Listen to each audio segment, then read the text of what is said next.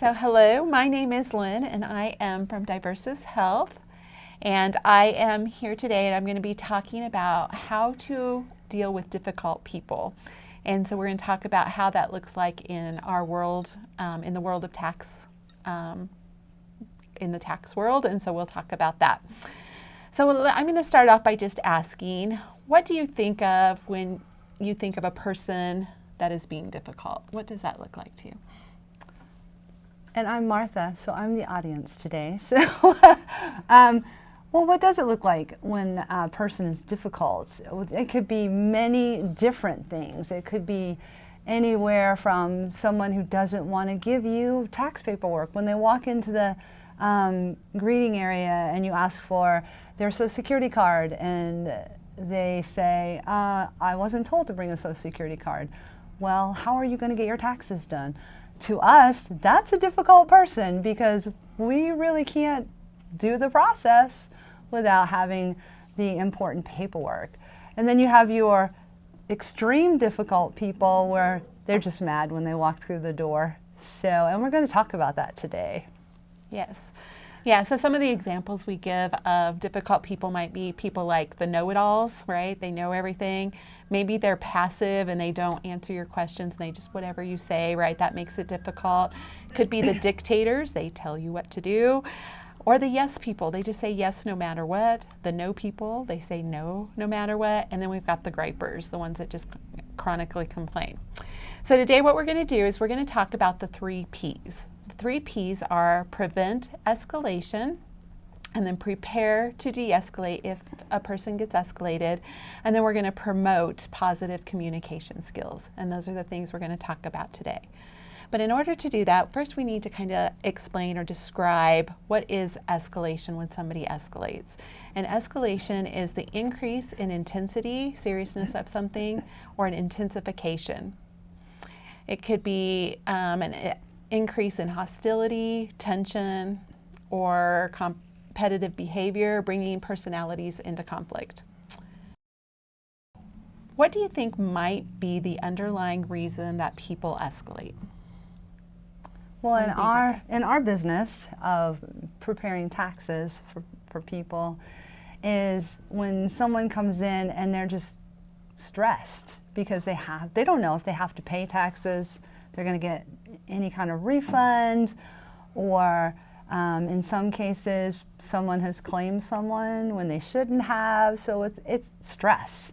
So that would be definitely an escalation for us. Yeah, and so in that stress, what we usually say is the underlying cause of escalation is feeling unsafe, right? Something in their world or their life is feeling unsafe. And so some of the things that can bring up that feeling of unsafeness is maybe they have an underlying physical illness or disability, mental illness, developmental disabilities. They might even have a history with your company or a history with taxes, right? If you think of it in that way, and they are really struggling with the idea that something's going to go wrong. They don't feel safe in the process, and so we want to think about that history. They may have also experienced some losses. There might be some things that have happened in their life that the loss has made them feel unsafe. The environment which they come from, where they live, what they do, they may feel unsafe. Or the lack of meaning in one's life. They just don't have any purpose and those kind of things. So those are some of the reasons that people might feel unsafe. When somebody comes to you and they're starting to get angry or they're starting to show these signs of unsafeness, they are seeing you as a person with a stop sign. You are a person that is telling them that they are not going to get what they need or what they want. So you are looking to them like a stop sign. And so they're feeling very unsafe in the process, whatever is going on for that person. So what we want to do is we want to start looking for how to recognize when somebody might be escalating. And so we're going to look at their body language. And so what are the things that we notice in someone that might be changing, right? Maybe they're calm and then all of a sudden you start noticing their facial expression starts to change. Maybe the tone of their voice starts to change. Maybe their eye contact, they start looking away, those kind of things.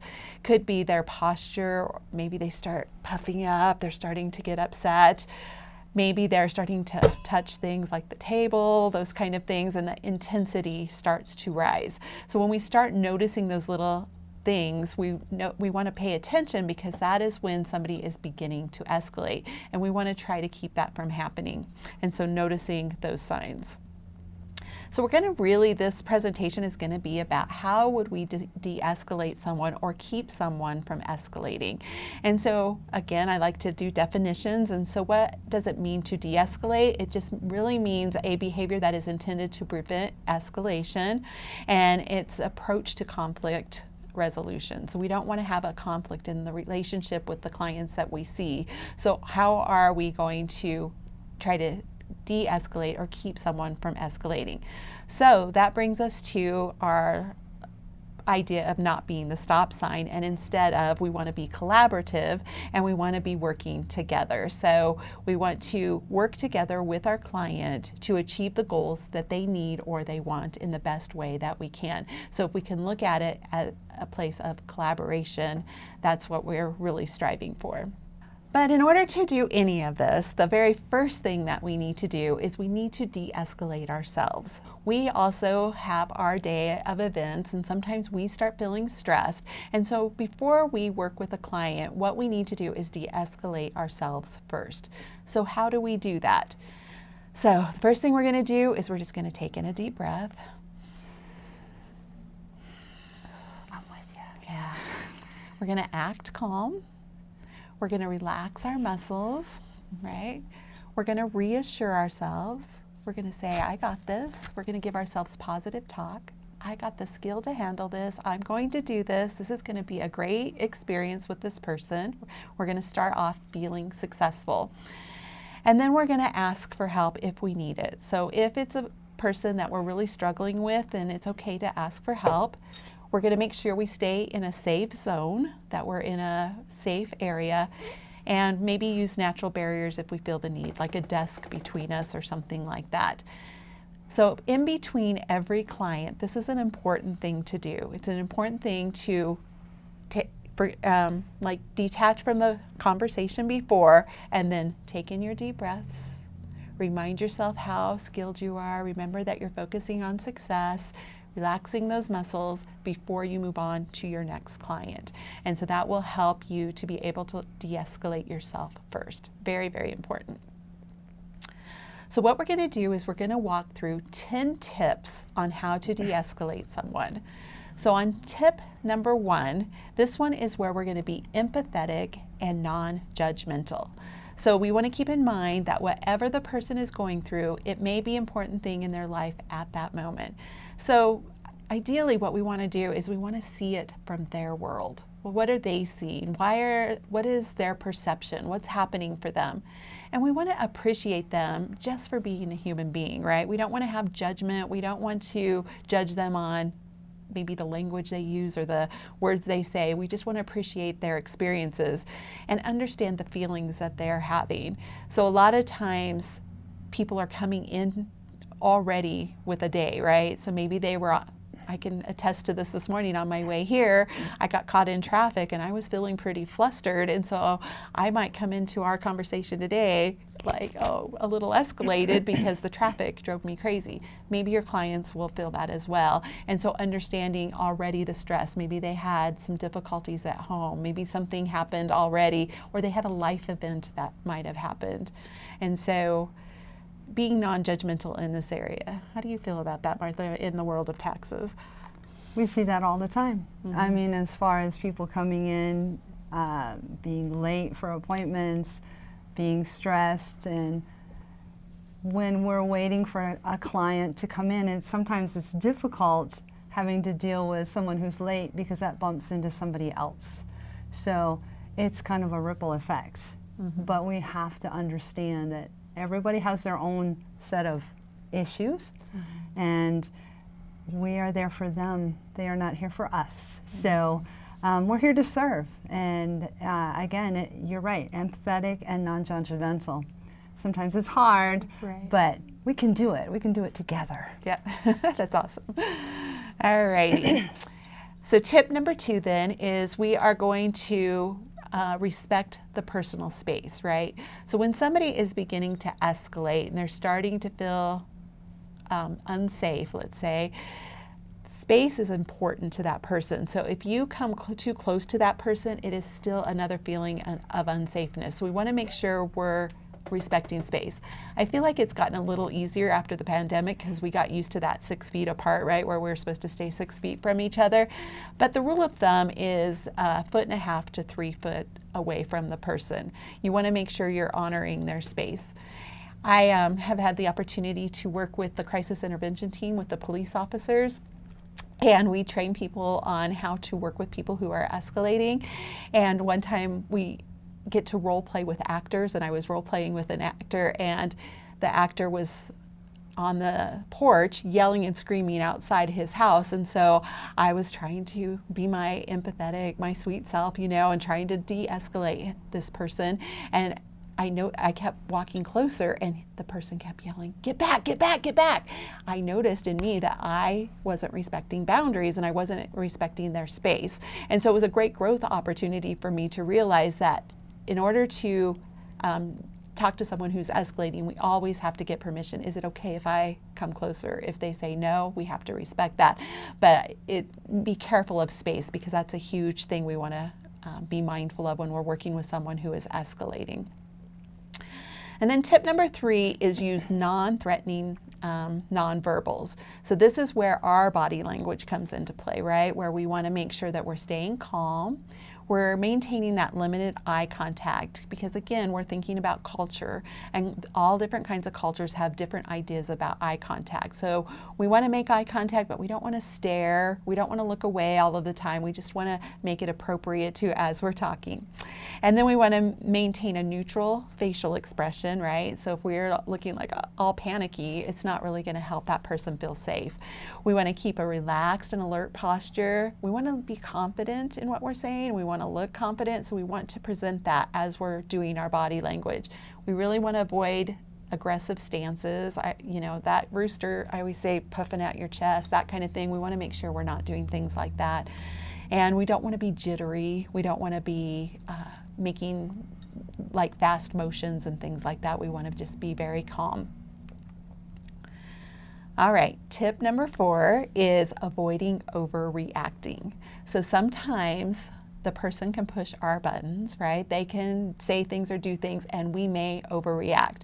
And depending on how our day's gone, sometimes we want to just holler, we want to yell out, we want to just get defensive, we want to start yelling, but we want to really avoid that overreacting. We want to be very careful in what we say. We really want to use positive words and self-talk to ourselves, but we really want to, I'm just here to help you. I really want to support you. How can we get through this? What would make this better? We want to use those kind of words.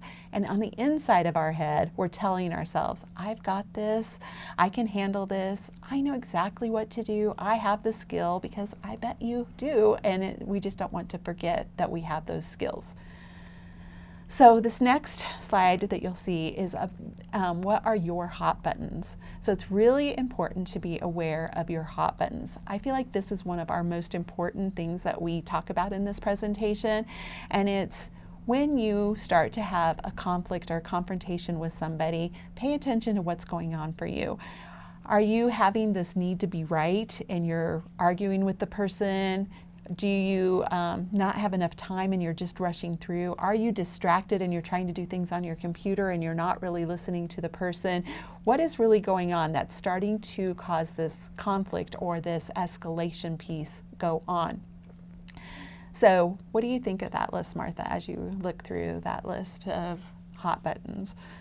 I think everybody has their own individual hot buttons, as far as someone kind of in your face, or not happy with what you're doing, or I think a big part of it is when the client makes it personal.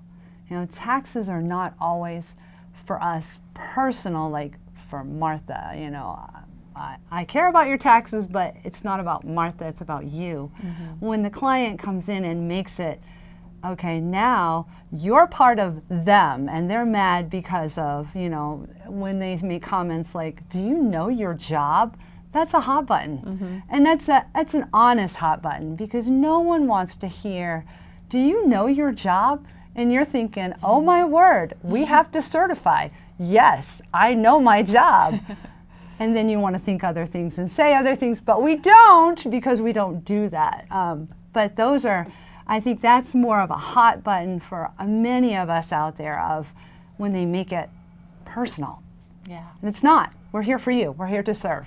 I love it. Yeah, and so these hot buttons are really important to pay attention to, because this is where we grow. This is how we become better people, right? So let's just say that today I had a confrontation with one of my clients and it was really a struggle. And so when I go home and I'm reflecting on that, I want to think about what really happened for me in that moment. Why did I start to feel that conflict? What was my part of it? What was my side of it?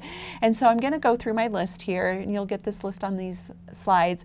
And I will think to myself, oh, I really had the need to be right. Like, I just was so frustrated. I just wanted to be right, and they weren't listening, and they couldn't do it.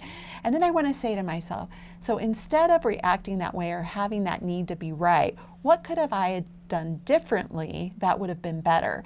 And so in that moment, then I'm going to, hopefully next time I have a situation like that, I'm going to remember and I'm going to practice it. These are what I thought I would say when I felt that need to be right. Whatever the hot button it was. This is how we grow, and this is how we become better communicators, by being aware of ourselves and seeing, how did I show up? What was my part in it, and what could I have done better? And the next time something like that happens, you're going to feel better about it, or maybe you'll recognize it before it gets to that place of conflict, because you're using different words, you're practicing different things, because you notice that about yourself.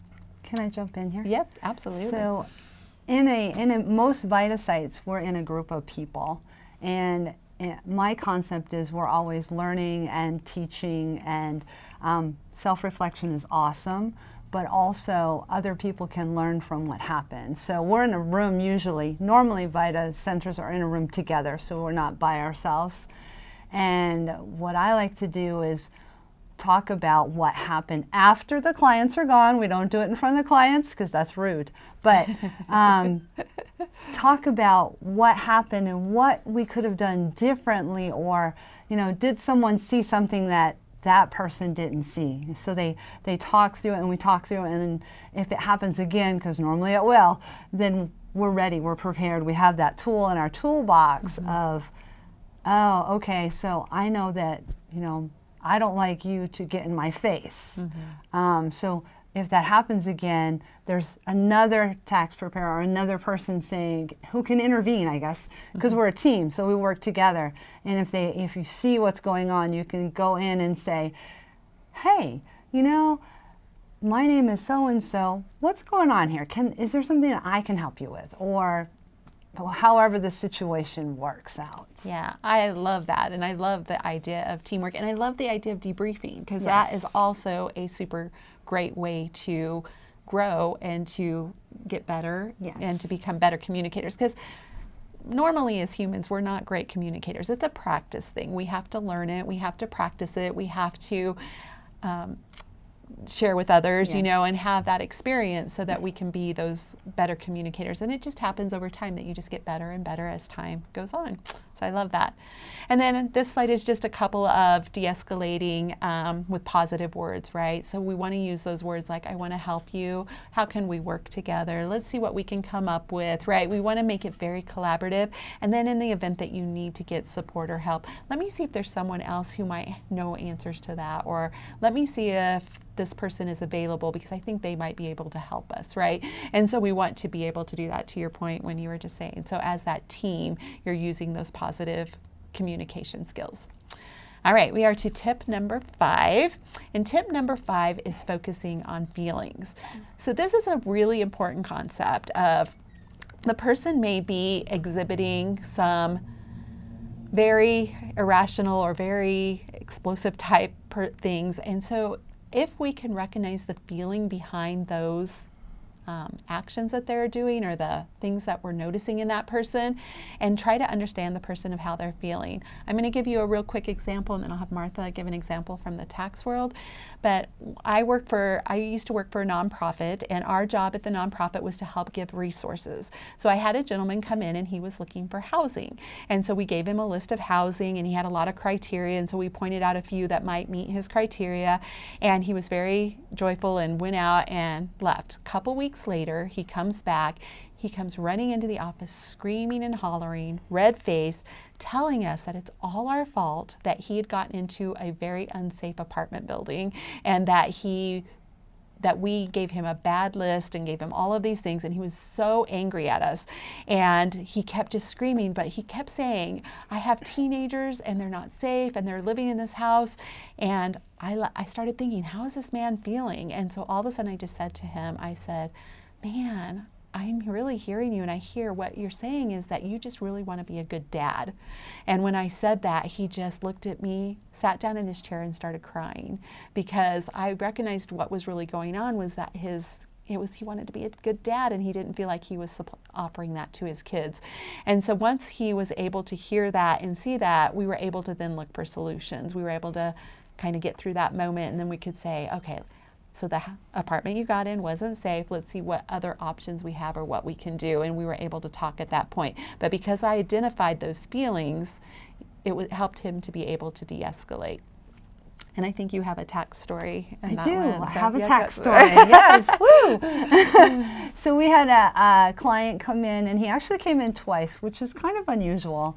The first time he came in, he didn't even make it through the intake process. So his background was that his wife had died recently, and she had always done the taxes, the processes, and all that. And he wasn't prepared. He was a single dad, so he now had 3 children to take care of, and didn't have a support system. Of course, at this point, we did not know that. So he came in, he tried to do the paperwork, broke down. We tried to work through the process, and he just left. He was angry. I think he was mad because he was crying, and he didn't understand why he was crying. And we just figured, okay, well, obviously we're not going to do his taxes. He came in, I think it was our very last day that we were open. He tried again. We got him through the intake process, and I had him with me, and he sat down, and I'm just going through basically intake. You ask the same questions again, and he was an independent contractor, and I started asking questions, and he just exploded. Not crying, but he was angry, and basically he felt, I think he felt in himself that he couldn't do this. This was outside of what he could do. We tried to work with him.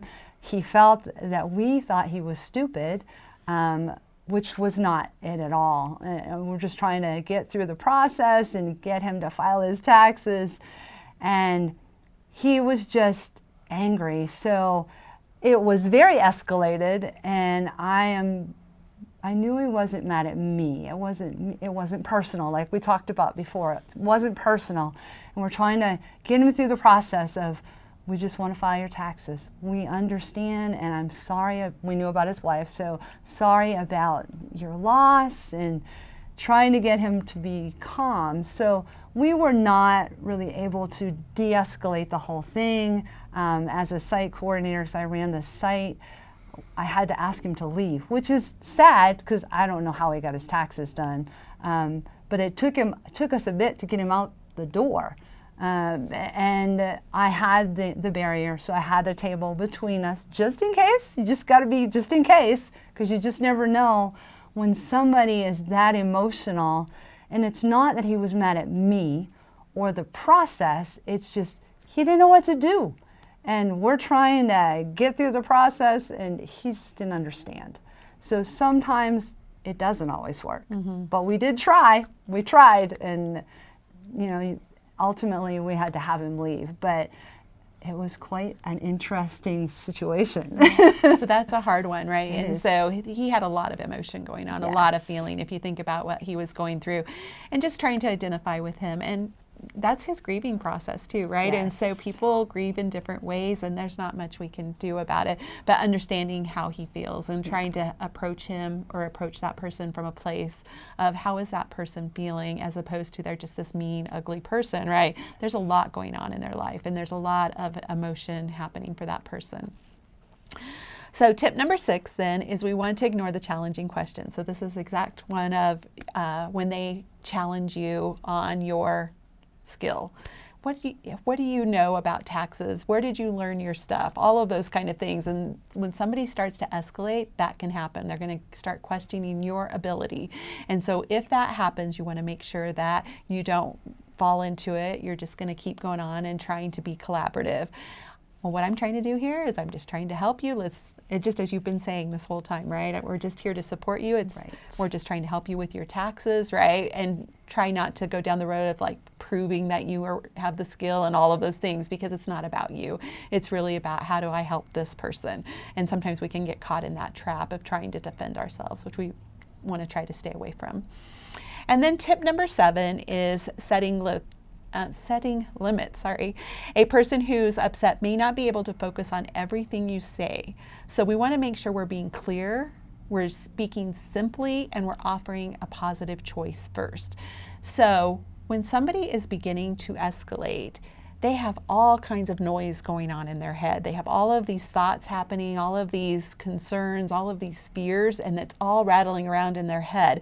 And so I always equate it to like if you have teenagers at home, right? And you want your kids to clean their room, but you go on to tell them, you've got to clean your room because grandma's coming, and you give them this big long lecture before they clean the room. What are your kids going to do?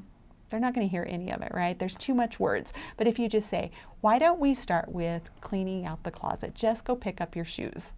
Short, concise, easy. They can hear that better. Just as if you're helping someone with taxes, I think like the next step is this, right? Let's just do this. But if you went on with like the whole long process and they're already got all this noise in their head, they can't hear it, right? What is the next best step that they can do? I always call it inch by inch. It's so much easier to do. And when somebody's escalating, it's much easier for them to hear if we are very simple and we talk very simple. What do you think about that? I agree. Setting, yes, definitely simple, because you're right. When they come in, I always say we have different types of clients that come in to get their taxes done. Some, they've done it, they come to us all the time. They're just really chill. They just come in, they know what's going to happen. Some, like you've never done your taxes before, like the new, college student who's never had their taxes done. And they've heard all these stories about how bad taxes are. And they're going to owe, and the IRS is going to come after you. And it's so scary, right? And then you have your angry people who know they owe, but they didn't do what they were supposed to do throughout the year. So it's not their fault, it's the government's fault. So you have that. But explaining, what we're going to do is we're going to do this first, we're going to do this first, and you're right. Keep it simple. That's the important part. Right. Just one step at a time. Just is very helpful. Very clear, concise sentences, I think. All right, tip number 8 is choose wisely what you insist upon. So if you can offer a person options and flexibility, you may be able to avoid unnecessary altercations. So in this one, I always say people do better if they feel like the choices are theirs and if they're actually making their own plan. So if we're telling them what to do and how to do it, sometimes we get resistant. We kind of get defiant in that, just as human beings. I mean, we all do it, right? When somebody tells you to do something, sometimes it doesn't feel good. But if they give you choices, right? Like, okay, here's the choices that we have. We can do it this way or we can do it this way. I think of like maybe you're really busy and they need to fill out paperwork and you don't have the time right now to have them fill out the paperwork, you can just say, here's our choices. You can go sit over here in this other office and work on it if you like, and I have another appointment at 4 o'clock that I could help you out then. Or maybe you can take the paperwork home and come back tomorrow and we can work on it tomorrow, but giving them choices that works better for them, and then they feel bought into their solutions and it's their idea, their choices that they're making. So we really want to make sure that we're giving them choices to choose upon and making sure that we can do it as well, right? We don't want to make promises that we can't keep, those kind of things. Agreed. Yeah, okay. And then tip number 9 is allow silence for reflection. So when we start asking questions and we start throwing out instructions, sometimes it's good just to pause a minute and to allow the person to have a minute to think. Because if they are scared, they're having this feeling of unsafeness, those kind of things, and we're just ba ba ba ba ba ba ba ba ba ba ba ba, they don't have time to process what we're saying. So giving just a moment of breath where they can just kind of process and think can really help someone not to escalate. So I I teach people how to do support groups, and I tell my facilitators in those support groups that I don't want you to, like, if you throw out a question, do not answer the question for 10 seconds. So I call it the bobblehead. So in my head, I'm doing this.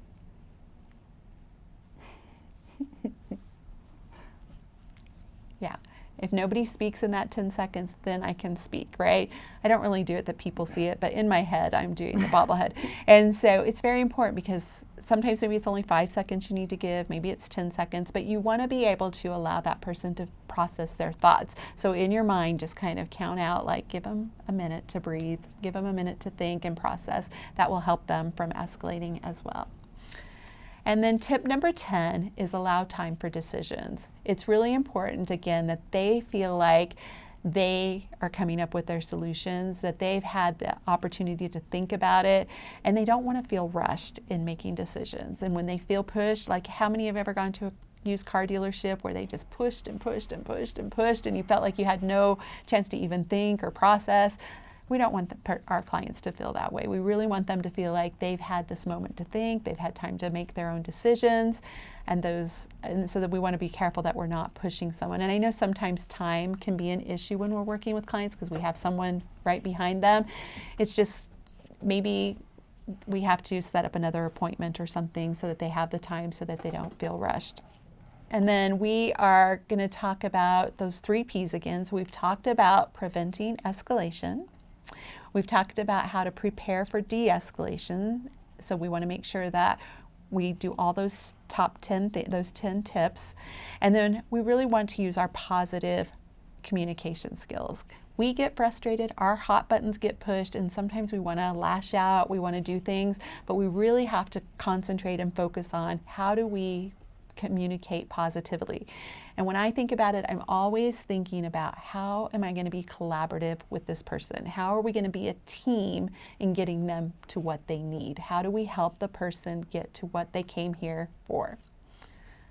All right, the last thing I'm going to talk about before we wrap this up is taking care of ourselves. It's really important that we take care of ourselves because we can't be good helpers if we're not taking care of ourselves first, right? It's almost impossible to help others when we're not taking care of ourselves first. So we want to pay attention to how does stress show up for us? How do we know when we're starting to get stressed? How do you know when you're starting to get stressed? I have this list here of like aches and pains, headaches, maybe your muscles get tight, stomach aches, or maybe on the psychological, emotional side, you feel depressed, you feel anxious, you have trouble sleeping, you feel overwhelmed, maybe you have a hard time making decisions, those kind of things. What does it look like when you feel stressed? How do you feel, Martha? I think our first week of taxes is everybody's stressed. Yeah. Because we haven't done it for a year, so you don't know what you're walking into. So I think all of your whole list really, I mean, like the aches and pains, high blood pressure, the anxiety, it's like, what if I screw up? Oh my gosh, what if I screw up? And a lot of tax people out there know that even if you screw up, somebody's coming behind to check you. So it's okay. But we all go through it. This is my 20th year. I guarantee you that first week of taxes, I'm going to be a little stressed because we have 8 centers here in Colorado Springs, and we want to serve the people. It's all about the people, but we also have to be calm when we come in and prepare taxes. So I would say all of that happens at some point. Tax season usually is 11 pretty stress-filled weeks. So that's good awareness, right? That's good awareness. So knowing that week is super stressful, what are the things I can do to prepare myself so I'm going to eat better, I'm going to get my good night's sleep, right? Maybe I'm going to increase my meditation or breathing, or I'm going to take more walks that week, right? I'm going to intentionally think about how can I take care of myself because I know that week is going to be stressful. And so what are the things I can do to help myself do that? Because that will ultimately help you have better conversations with people when we take care of ourselves first. I think what we're looking for is snacks. Bring all the snacks. There you go. Snacks, coffee, all of it. I love it. I love it. I love it. All right. And so then also part of this is having knowing that it's okay to get help too. So if we're struggling ourselves and we're starting to notice that the stress is really compounding and it's really hitting us hard, it's okay to get help. It's okay to reach out. And so on this slide, you'll see our phone number to my team. You'll get me probably most likely, and I can help walk you through some breathing exercises. We can do things, or if you need more help and to get to a counselor or therapist, it's okay. Like, there's a lot of stigma around that, but I guarantee you, if we're able to get out our stress, I love also the debriefing piece. That debriefing is a huge way to get things out. Just don't hold it in, because when we hold things in, that's when we start feeling those stress symptoms a lot more. The aches and pains, the depression, all of those things. It's because we're trying so hard to be strong, but what we really need is just a way to let it out, a way to get those feelings out instead of holding on to them.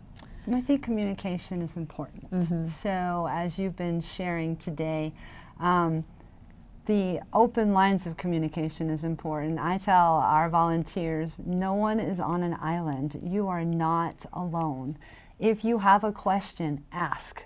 Because we're in a room full of people, like I said before, there's a room full of people, and there are people at every stage of certification or years of experience. Ask the question. Don't be afraid. There is no dumb question. And there's no question that's never been asked before, because in the world of taxes, it's kind of all the same, except when the IRS changes things in the last minute. But I digress. Sorry. Keep talking to each other. I can't reiterate that enough. Communicate, communicate, communicate. I love that.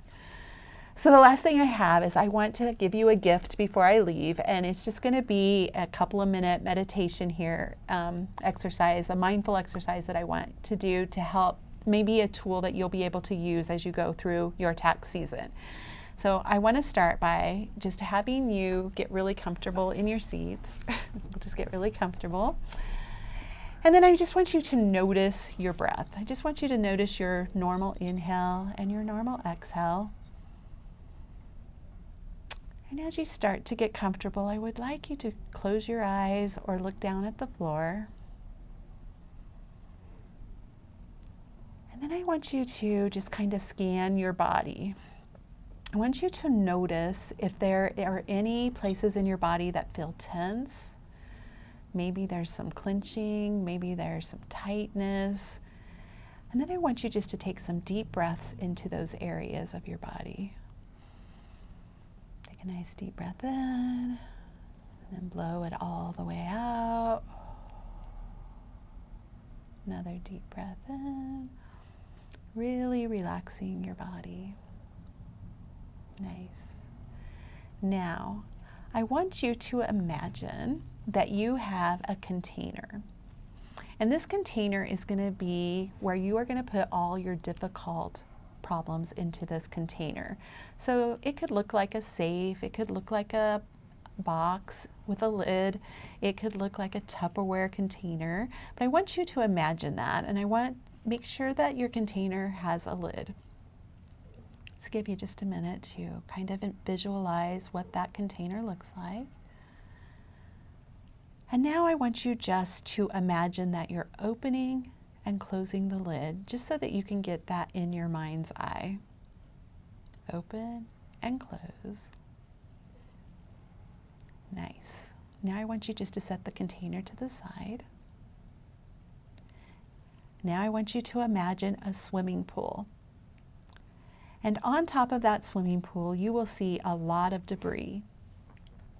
I want you to imagine taking a pool skimmer and skimming up all of that debris. And as you're skimming it up, I want you to open your container, and I want you to dump all of that debris inside the container and then close the lid. Nice. Now, let's pretend that it is the end of your day, and you are what I would like you to do is I would like you to take your pool skimmer, and I would like you to skim up all of the difficulties you had in your day. Could be traffic, it could be difficult clients, it could be the kids at home, it could be all kinds of different things. I want you just to skim up all the difficulty of your day. And then I want you to imagine opening your box, your container, and dumping all of your difficulties into that container. And when you're done, I want you to put the lid back on. And then set your container to the side, knowing that if you need to get any of that difficulty out at a later time, you can. And if you don't, that's great. It's just safe and sound in that container. Beautiful. And now let's just take in some deep breaths. Deep breath in. I want you to blow it all the way out. Another deep breath in. And blow it all the way out. And one more deep breath in. And blow it all the way out. And then when you're ready, you can open your eyes. Nice. So that is a really nice tool to use to leave work at work and be able to go home without taking all of the difficulties from the day with you. Very important as you're taking care of yourself not to carry it with you. A lot of times we go home and we just ruminate over what happened all day long, but know that you don't have to do that because it's safe and sound in your container that you left right there, either in another room or you left it at the office, wherever it is. And maybe you're going to have to deal with it tomorrow because you didn't complete it that day. It's okay, but you don't have to take it home with you. So that when you get home, you get to do your other life, right? You get to do life with your family or whatever that looks like without taking work home with you.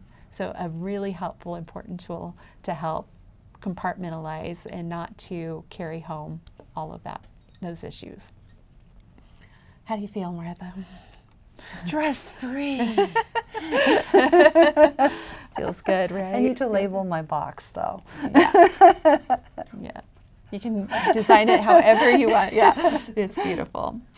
All right, well, that is all I have. And so I want to thank you all for having me here and allowing me to help you navigate as you go into this tax season. And hopefully you'll be able to work with your difficult clients in a way that is very productive and collaborative, and you just feel good that you've done a great job in your tax work.